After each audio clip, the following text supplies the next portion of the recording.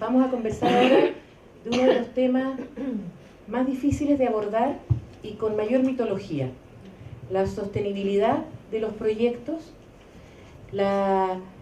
cómo las comunidades se hacen cargo de ellos, y frente a todo esto tenemos una gran cantidad de creencias arraigadas, de mitos y de prejuicios que son sumamente interesantes. Todos hablamos de sostenibilidad y decimos, tiene que ser sostenible. Entonces cuando empezamos a decir, pero ¿por cuántos años? No sé. Son los años que va a durar un gobierno, son los años que tiene de vida útil una casa, son los años de vida de una familia promedio, son los años hasta que venga la próxima inundación. ¿Cuánto tiene que durar algo? No lo sabemos, porque no es nada de fácil definirlo. ¿Cuánto dura una vivienda que tiene determinado costo inicial sin mantención a lo largo de los años? ¿Cuánto puede vivir una familia sin generar cambios en sus necesidades y sin generar cambios en su entorno? No lo sabemos. ¿Quién tiene que hacerse cargo de financiar los costos de la sostenibilidad? Tampoco lo tenemos tan claro. ¿Son los ocupantes de los territorios? ¿Es el Estado? ¿Son las políticas públicas? ¿Cuándo se demuestra que algo se sostiene en el tiempo? ¿Cuando uno va hartos años después y todavía existe de manera igual? ¿O cuándo? ¿Es un error? ¿Es un fracaso? Cuando algo después de unos años ya no está bien. Son temas que merodean las políticas públicas de América Latina completa. Porque no existe un reciclaje de la política pública o una versión número 2 de todo lo que hacemos. Tendríamos que decir, frente a todo lo que hicimos una vez, a los 5 años versión 2. No tenemos los presupuestos en nuestros países para trabajar de esa manera. Entonces, habitualmente la política pública o el programa específico o la intervención del Estado tiene un tiempo y después nos vamos. No tenemos muchas otras posibilidades de trabajar y a veces uno tiene la oportunidad, y eso en cooperación internacional ocurre un poco más, de ir a mirar aquel lugar donde estuvo hace 4 o 5 años atrás. Yo les comento que en el caso de Paraguay, en mi experiencia, yo empecé a participar en 2007 de programas de vivienda FOSEM y tuve la oportunidad de, como seguía viniendo, de ver desde el momento en que había un dirigente parado al lado de un árbol, solo, con un dibujito hecho con lápiz. Al año siguiente estaba el dirigente y muchas otras personas, y el dibujito ya estaba un poquito con más colores. La tercera vez había una asamblea, estábamos todos sentados en sillas en el mismo lugar y nos tuvimos la posibilidad de venir a mirar las viviendas donde estaban ellos después instalados. Eso lo puedes hacer cuando tienes una continuidad y tienes un cierto presupuesto, porque si no, ¿cómo voy de nuevo? ¿Quién me garantiza que yo voy a poder estar aquí en 5 años, financiada por alguien, para venir a mirar cuál ha sido el desarrollo del barrio San Francisco, de las Chacaritas Altas? Entonces son temas de altísima complejidad y llenos de mitología. Todos nosotros somos expertos de alguna manera en sostenibilidad. Y eso es complejo, porque cada uno le pone entonces plazos y límites a los procesos y los proyectos. Vamos a partir con Mónica Bustos, tal como decía Carolina, arquitecta y doctora en urbanismo, que nos va a presentar su presentación que se llama Barrio a Barrio, Construimos Ciudad. Decía Ruth que ella habla portuñol, nosotros hablamos chileñol. Entonces, hay también algunas palabras estrafalarias que uno dice. Si yo veo que se están riendo, puede ser porque quizás esa palabra tiene un sentido terrible acá. No se rían, compréndanlo, no sabemos tanto. Sí, dicen que no pronunciamos las eses, pero bueno, vamos a hacer el intento de modular bien. Bueno, agradecer mucho la invitación, es un gusto poder estar acá compartiendo experiencias. Yo antes de partir mi presentación quería contextualizar digamos, la política habitacional chilena en el contexto latinoamericano, porque a propósito de lo que dijo Claudia, de que nuestra problemática en asentamientos informales es de 40.000 familias aproximadamente, eso parece muy poquito si nos comparamos con otros países latinoamericanos. Y eso tiene que ver porque Chile tiene 2 momentos importantes. Uno en la década de los 60, que se realizaron lo que se llaman las operaciones sitio, que consistió en subdividir todo lo que era el pericentro y entregarle en propiedad a las familias un lote, pero con planificación. Entonces todo esto tenía un área de centralidad, equipamientos, etcétera, Y la vivienda era por autoconstrucción o también se construyeron viviendas desde el Estado, ¿ya?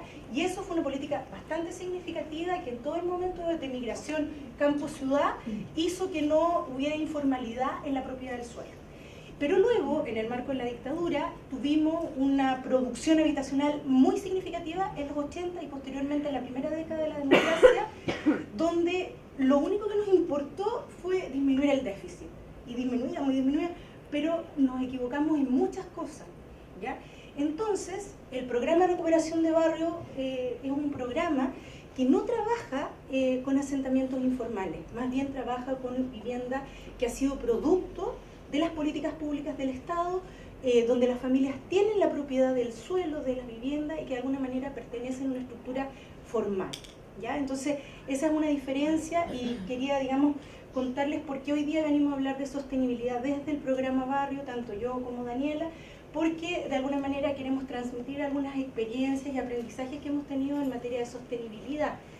Y contarles que el Ministerio hoy día está en un tránsito conceptual de pasar de un déficit cuantitativo, que era decir, produzcamos vivienda, a lo que llamamos hoy día un déficit cualitativo, que es decir, hagámonos cargo de lo que ya hemos construido precisamente porque todo, desde la ropa hasta nosotros que nos empiezan a salir arrugas, hasta la vivienda, el tejido urbano, todo se deteriora y requiere mantención, ¿no? Entonces es muy importante que nos hagamos cargo de este déficit cualitativo y hacia allá hoy día se están abordando las políticas ministeriales de Chile. Bueno, entonces, primero que nada, un breve contexto del programa de recuperación de barrio. El programa de recuperación de barrio es un programa que se implementa en el año 2006 con el objetivo de mejorar la calidad de vida de los habitantes de los barrios que presentaban problemas de deterioro de los espacios públicos, segregación y vulnerabilidad social, a través de un proceso participativo, integral y sustentable de gestión territorial integrada, ¿ya? Tenía tres objetivos específicos, que por un lado era desde una perspectiva física, ¿no? Mejorar y dotar con equipamientos, infraestructura y espacios públicos en los barrios. Pero por otro lado, el programa aspiraba a tener procesos participativos con los vecinos en el desarrollo y la implementación del programa, y además integrar las dimensiones de seguridad, identidad y medio ambiente, a través de prácticas y valores comunitarios que fortalecieran los procesos de planificación, diseño, uso y mantención del espacio público barrial.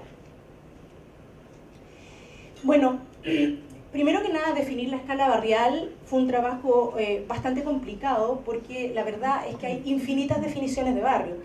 Y en Chile, en un contexto donde habíamos tenido una política habitacional cuantitativa significativa, casi que un barrio pasaba a ser un conjunto habitacional que tenía la misma tipología de vivienda y que decíamos tiene 100 viviendas y son todas iguales, entonces ese es un barrio.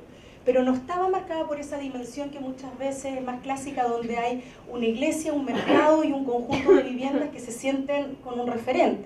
Entonces fue muy complejo definir y hicimos una definición operativa, que era decir que era un territorio con límites reconocibles por sus habitantes y los que están como colindantes a él, ahí hay un error, conformado por una o varias unidades vecinales, poblaciones o conjuntos habitacionales que compartían un factor de identidad o pertenencia que estaba marcada por su localización, por su configuración espacial, geográfica y ambiental, por el tipo de vivienda, por una historia en común o por compartir equipamientos, espacios públicos, servicios, transporte o comercio.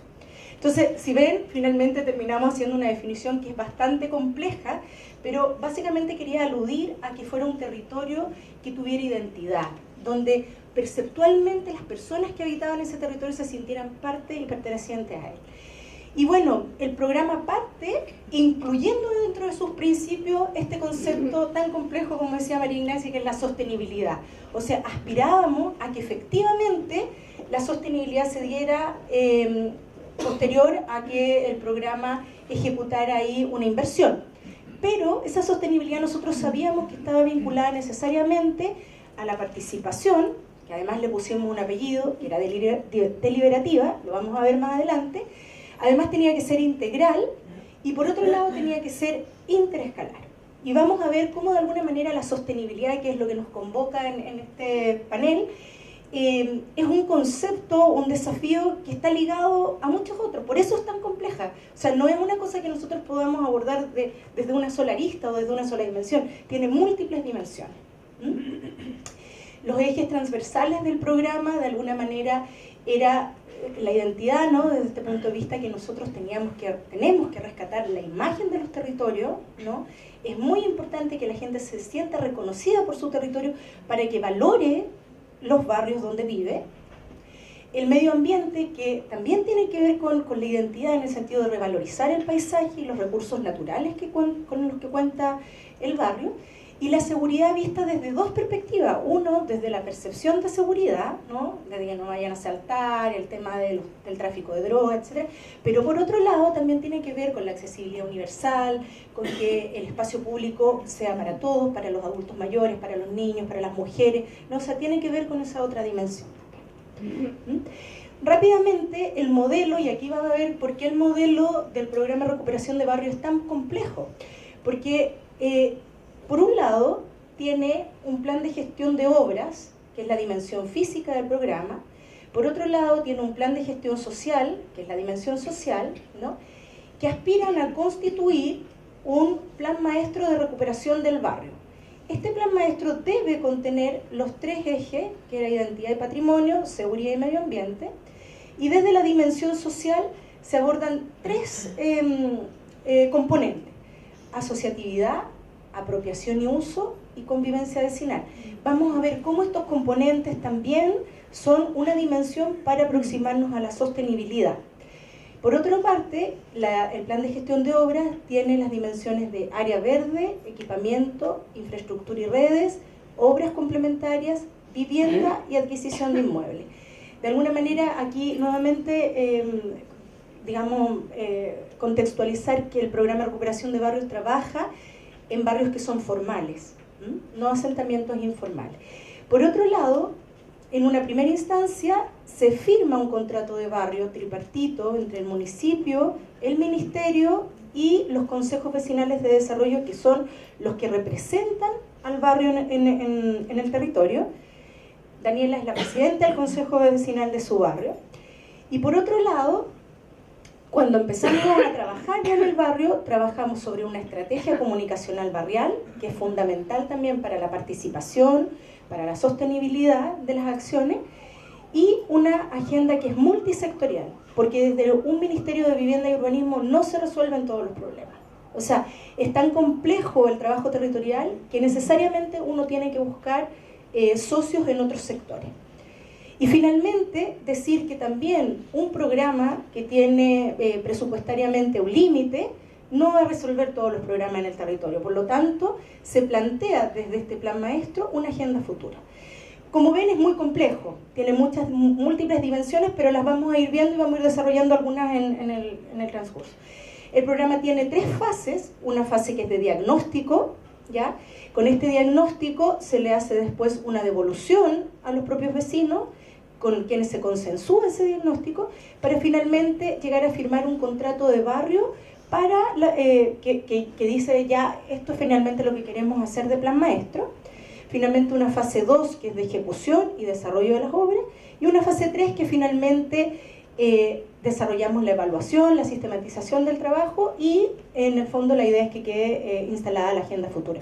Esto es muy sintético, pero vamos a ir ya. Bueno, por otro lado, referido a lo que nos convoca, que era la sostenibilidad, decir que habitualmente como que se habla desde las tres dimensiones, ¿no? Que es la dimensión social, ambiental y económica, pero resulta que también está esta dimensión que son estas otras tres, ¿no? Que es la idea de que perduren el tiempo las inversiones públicas, ¿no? Entonces, ¿cómo se hace eso? Esa dimensión implica la primera definición, es todo, es la complejidad de la sostenibilidad. Y un poco desde esa perspectiva vamos a abordar ahora los siguientes puntos. Que todos estos puntos de alguna manera son aprendizajes que se han tenido desde el programa de recuperación de barrio. Primero que nada, un aprendizaje que tuvimos prácticamente al nada más iniciar el programa en el año 2006, con la visita de un experto alemán, que se llamaba Frank Samuel, él nos dijo: no todas las problemáticas de los barrios se resuelven al interior del barrio, ¿ya? Eso es muy importante porque el barrio tiene una escala que es barrial y muchas de las problemáticas de los barrios son a veces de escala urbana, ¿ya?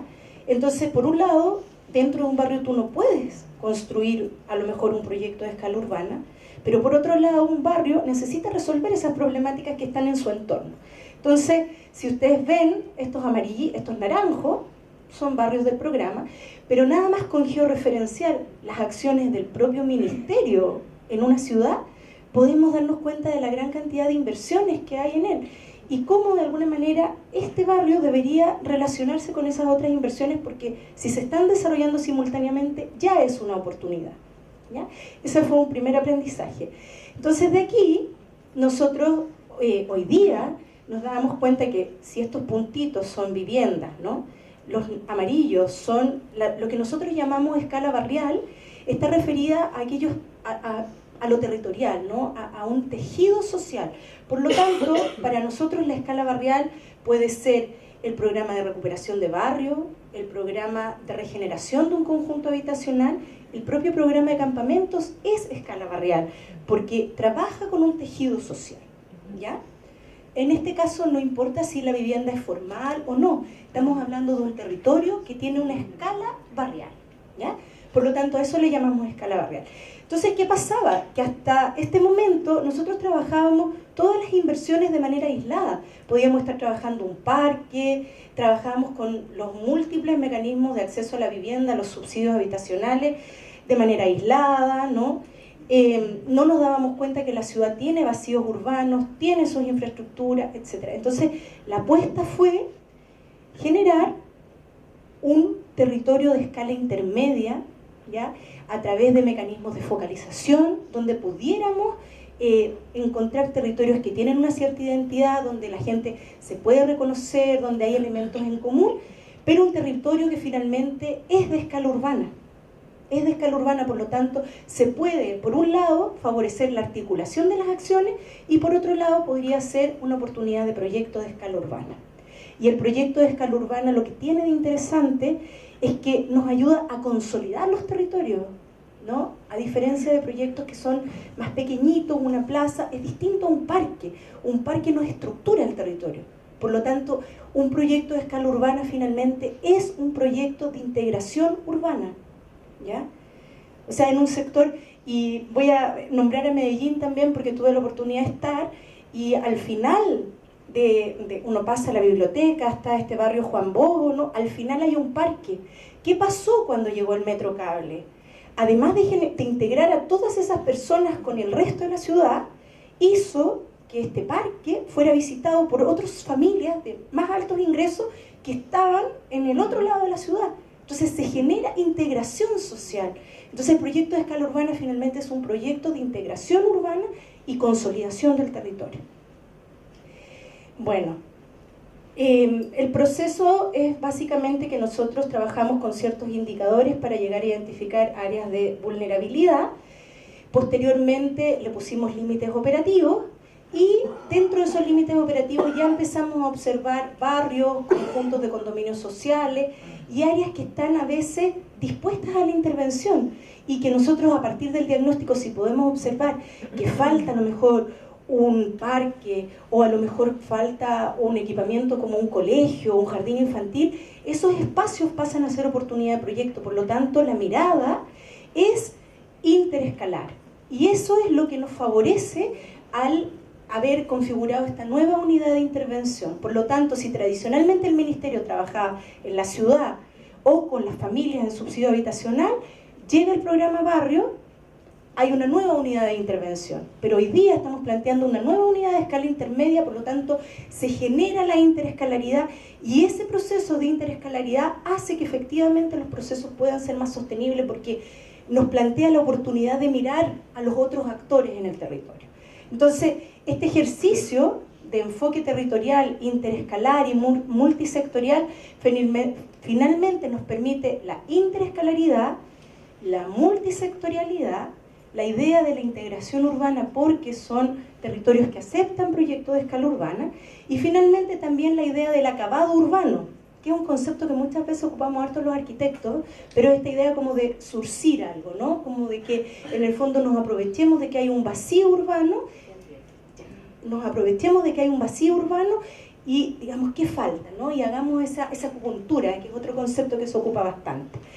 Entonces, bueno, nosotros básicamente a este territorio a escala intermedia le llamamos zona prioritaria, decimos que es una pieza urbana, plataforma de varias intervenciones.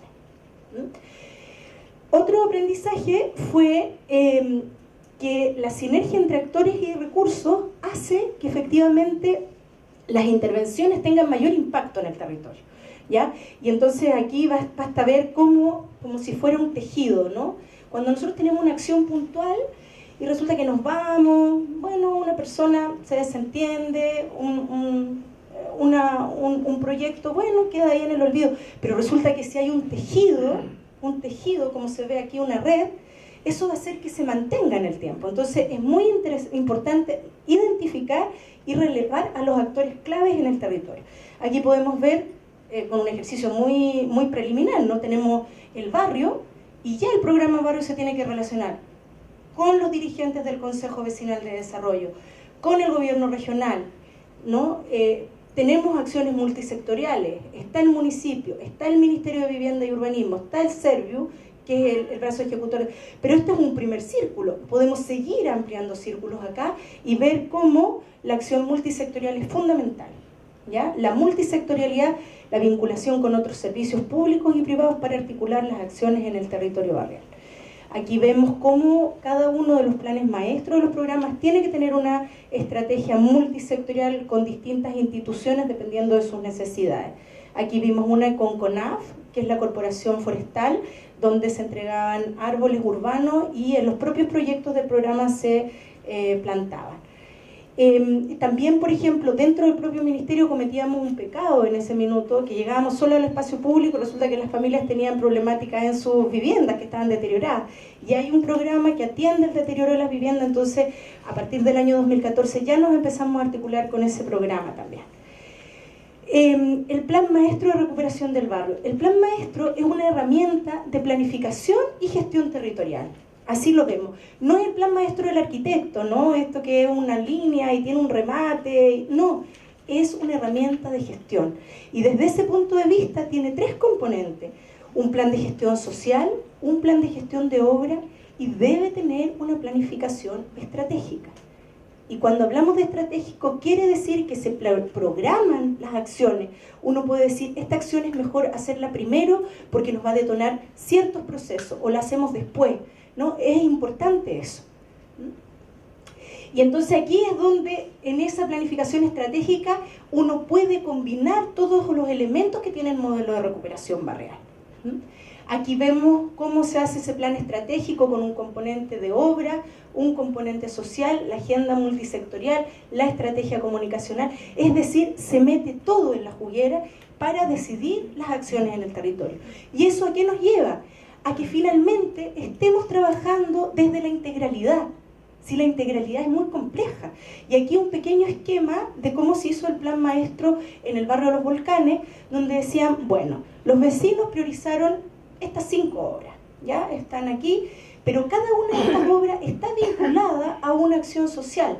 Entonces, por ejemplo, si se hacía un circuito de espacios públicos, está vinculado a un plan de mejoramiento medioambiental, y eso a lo mejor no se ve físicamente plasmado en una obra, sino que se ve con capacitaciones, con la gente que recicla, con la gente que planta árboles desde la CONAF que les comentaba, etc. Entonces, la idea es vincular una obra física a una acción social, ¿no? Y de aquí que nosotros tenemos este dicho que es decir, 1 más 1 es igual a 3, porque esa es la sostenibilidad, es decir, plan de gestión de obra más plan de gestión social va a ser igual a la recuperación del barrio, pero con sostenibilidad. Es decir, se mantiene en el tiempo, tiene un plus. La incorporación de un plan de gestión social, de una planificación estratégica, tiene ese plus y por lo tanto el resultado no es 2, es 3. Después, súper importante, el desarrollo de propuestas con pertinencia. Es decir, primero que nada, priorizar las necesidades reales de lo que la gente quiere, ¿no? porque después lo va a cuidar mucho más. Era una demanda sentida, una escalera en un cerro, ¿no? Porque se armaba barrial cuando llovía, porque había mucho polvo. Es accesibilidad finalmente, por lo tanto, fundamental.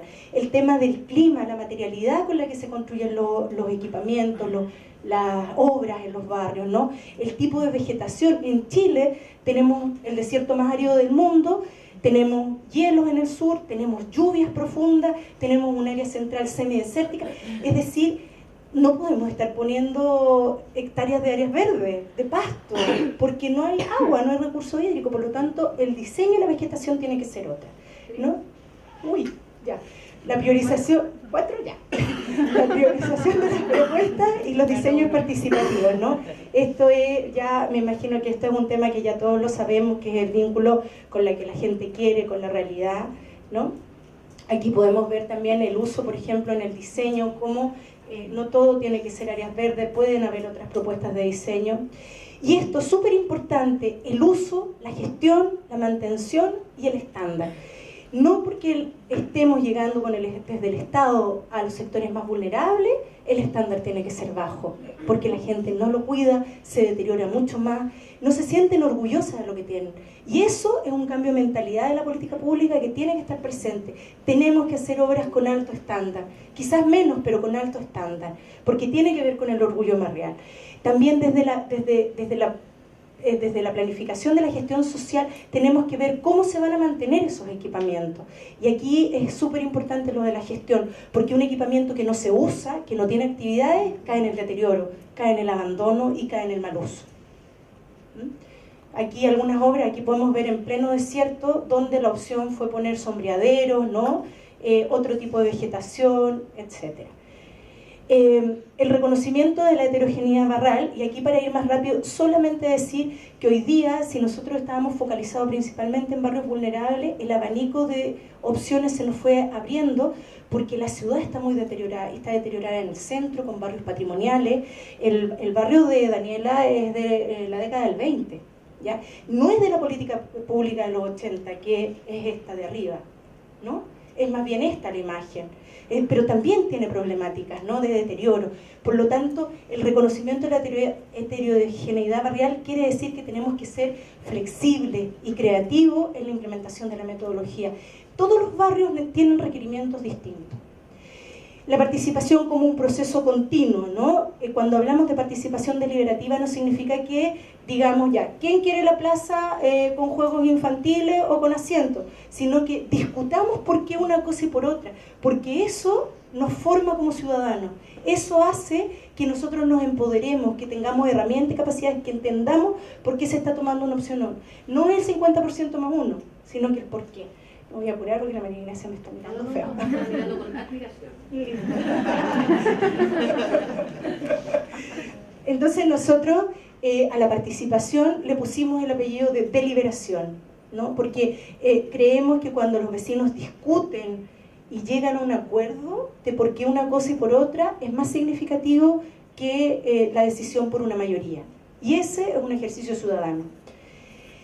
Entonces la idea de la participación es instalar capacidades, otorgar herramientas a los vecinos y liderazgos locales, promoviendo una participación que vaya al empoderamiento. Porque aquí está un poco la pregunta que nos hacíamos al principio del panel: ¿qué pasa cuando el Estado se va?